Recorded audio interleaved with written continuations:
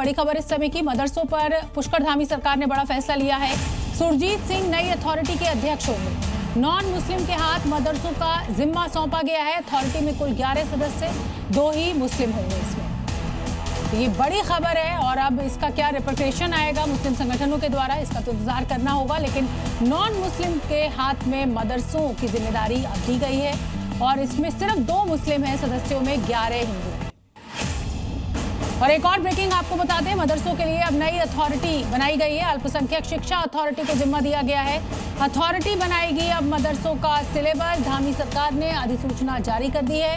मदरसा board तो पहले ही खत्म हो चुका है और अब ये अधिसूचना जारी करी गई है। अल्पसंख्यक शिक्षा अथॉरिटी को जिम्मा सौंपा गया है और अब वही छात्रों के लिए नए सिलेबस को बनाएगी। उत्तराखंड के देहरादून में आज उस समय हड़कंप मच गया जब एक बस की गहरी खाई में गिरने से 3 लोगों की मौत हो गई। ये बस हिमाचल सड़क परिवहन निगम की थी और उत्तराखंड के देहरादून होते हुए हिमाचल प्रदेश जा रही थी। इस दौरान किसी छोटी गाड़ी ने बस ओवरटेक किया था और बस अनियंत्रित होकर खाई में जा गिरी। तो वहीं इस हादसे में बस ड्राइवर गंभीर रूप से घायल है, जिसका इलाज जारी है। हादसे में 33 लोगों के घायल होने की भी खबर है। तो वहीं हादसे का एक वीडियो भी सामने आया है और इस दौरान एक शख्स यहां बस के अंदर भी फंसा हुआ दिखाई दिया, जबकि वहां पर मौजूद कुछ लोग यात्रियों का रेस्क्यू करते हुए नजर आ रहे हैं। बस के अंदर फंसे लोगों को बाहर निकाला जा रहा है। 2 लोग खाई में गिरी बस के ऊपर चढ़े थे, जबकि 2 लोग नीचे खड़े होकर लोगों को बाहर निकालने का काम कर रहे थे। इस बीच बस में मौजूद एक दूसरा व्यक्ति बस के अंदर से ही झांकता नजर आया। दरअसल ये बस हिमाचल के पावटा साहिब, जहां सिखों का एक ऐतिहासिक गुरुद्वारा है जो यमुना नदी के किनारे बना हुआ है, वही जा रहा था। छपरा में आज एक ऐसा अधिकारी पकड़ा गया जिसकी कुर्सी और कोट पैंट तो दूर, पहचान भी नकली निकली।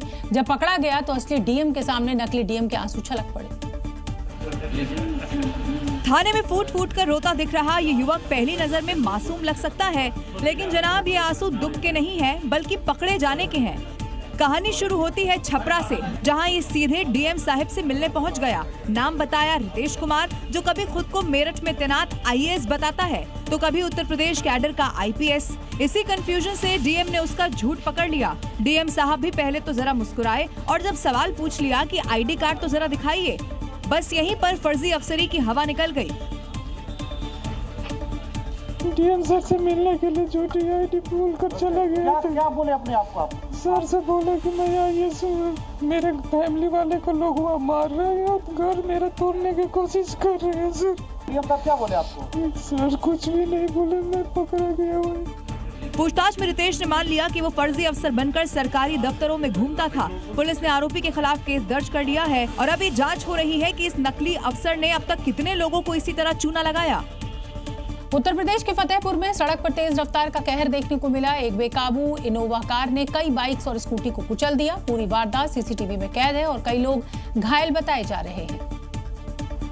तस्वीरें फतेहपुर के सदर कोतवाली क्षेत्र के चौक चौराहे की है। सड़क किनारे एक स्कूल बस खड़ी थी, तभी सामने से तेज रफ्तार इनोवा कार आई और सड़क पर खड़ी स्कूटी और बाइकों को टक्कर मारते हुए आगे बढ़ती चली गई। अचानक हुई इस घटना से मौके पर अफरा तफरी मच गई। लोग अपनी जान बचाने के लिए स्कूटर और बाइक छोड़कर भागते नजर आए। सीसीटीवी फुटेज में साफ दिख रहा है कि एक स्कूटी सवार कूद कर जान बचाता है, लेकिन उसकी स्कूटी कार के आगे कई फीट तक घिसटती चली जाती है। वहीं एक बाइक सवार की सतर्कता उसकी जान बचा लेती है। वो समय रहते बाइक साइड में कर लेता है। घटना के बाद लोग कार सवार को पकड़ने के लिए पीछे दौड़ते भी दिखाई दिए। फिलहाल पुलिस मामले की जांच में जुटी है। घायलों का इलाज जारी है।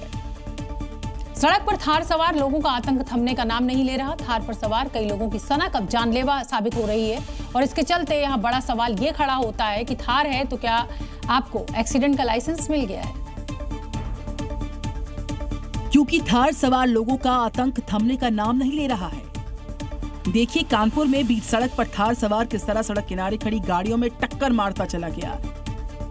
इस दौरान गाड़ी में बैठे शख्स ने जैसे ही बाहर निकलकर थार सवार को रोकने की कोशिश की तो वो मौके से फरार हो गया। ये घटना पास लगे सीसीटीवी कैमरों में रिकॉर्ड हो चुकी है। वीडियो सामने आने से इलाके में दहशत फैल गई है। शिकायत के बाद पुलिस आरोपी की तलाश कर रही है और ऐसा ही एक हैरान करने वाला वाकया ग्रेटर नोएडा से सामने आया। यहाँ भी थार सवार ने घर के बाहर खड़ी गाड़ियों को टक्कर दे मारी